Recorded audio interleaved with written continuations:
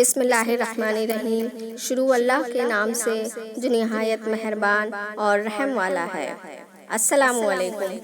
آج کی ویڈیو میں ہم آپ کو من و سلویٰ کے بارے میں بتائیں گے کہ من کیا تھا اور سلویٰ کیا تھا، یہ کس قوم پر نازل ہوا اور کس طرح نازل ہوا تھا۔ حضرت یعقوب علیہ السلام کا لقب اسرائیل تھا، اس لیے ان کی اولاد کو بنی اسرائیل کہا جاتا ہے۔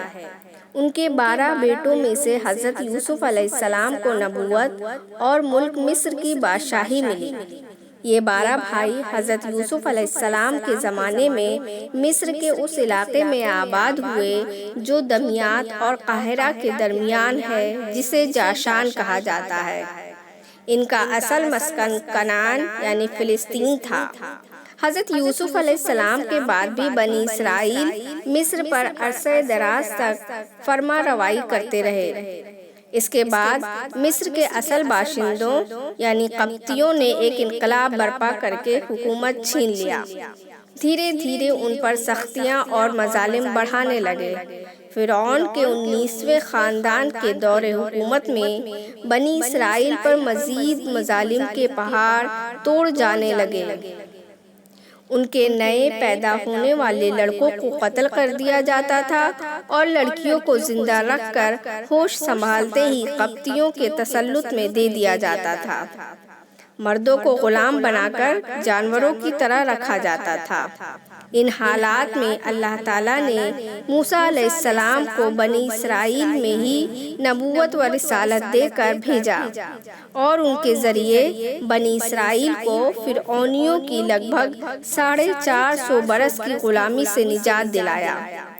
حضرت موسیٰ علیہ السلام انہیں مصر سے نکال کر اللہ کے حکم سے ان کے اصل جائے وطن کنعان کی طرف لے آئے۔ اللہ نے فرعون کا پیچھا کرنے پر اسے لال ساگر میں غرق کر دیا اور رہتی دنیا تک اس کی لاش کو محفوظ رکھ کر عبرت کا سامان پیدا کر دیا۔ لال ساگر یعنی ریڈ سی کو پار کر کے حضرت موسیٰ علیہ السلام کی قیادت میں بنی اسرائیل کا قافلہ عرب کی سرزمین میں داخل ہوا، جو بنا ہریالی اور پانی کے تقریباً 1500 کلومیٹر لمبا میدان تھا۔ یہ قافلہ جب جزیرہ نما سینا کے جنوبی علاقے کی طرف سمندر کے کنارے روانہ ہوا تو راستے میں مفقہ کے مقام پر سامی لوگوں کا چاند دیوی کا بہت بڑا بت خانہ ملا۔ بنی اسرائیل کی ذہنیت سینکڑوں برس مشرکوں کے ساتھ رہنے کی وجہ سے شرک میں ملوث ہو چکی تھی۔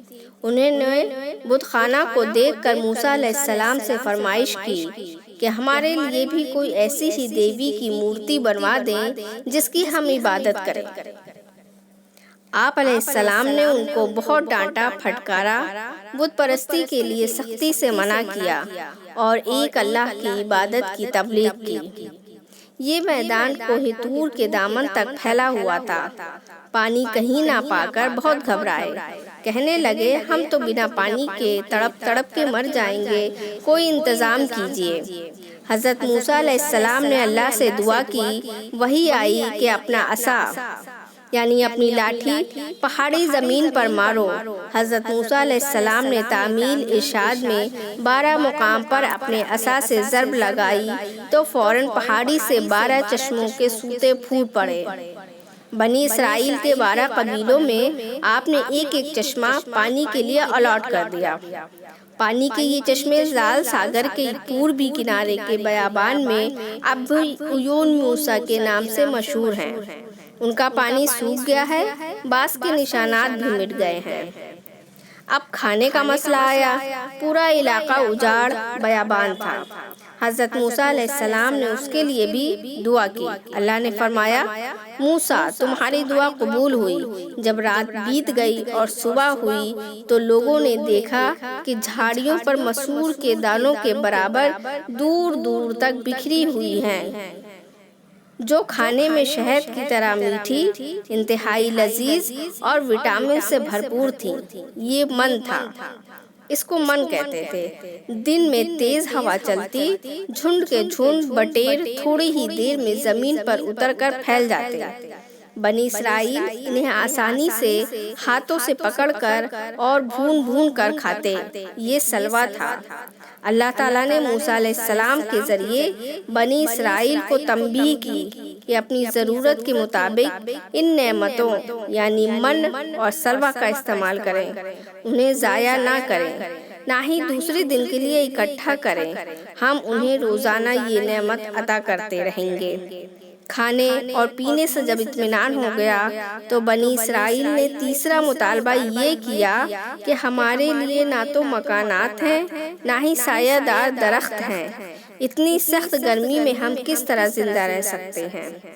حضرت موسیٰ علیہ السلام نے اس کے لیے بھی بارگاہ الہی میں درخواست کی جو قبول ہوئی۔ آسمان پر بادلوں کے پرے کے پرے بنی اسرائیل پر سایہ کرنے لگے۔ وہ جہاں بھی سفر کرتے بادلوں کا سائبان ان کے سروں پر سایہ کیے رہتا۔ من و سلوہ کی نعمتوں کو ٹھکراتے ہوئے بنی اسرائیل نے حضرت موسیٰ علیہ السلام سے مطالبہ کیا، کیا ہم اس کھانے سے اکتا گئے ہیں؟ ہمارے لیے زمین کی اگی ہوئی کھیرا، ککڑی، باقلا، مسور کی دال، گیہوں، لہسن، پیاز وغیرہ اگانے کا انتظام کریں۔ موسیٰ علیہ السلام نے فرمایا، افسوس تمہاری بدعقلی پر، اعلیٰ چیز کے بدلے ادنا چیز کیوں مانگتے ہو؟ ایسا ہی ہے تو شہری آبادی میں جاؤ، وہاں کھیتی باڑی کرو، تب جو کچھ مانگتے ہو مل جائے گا۔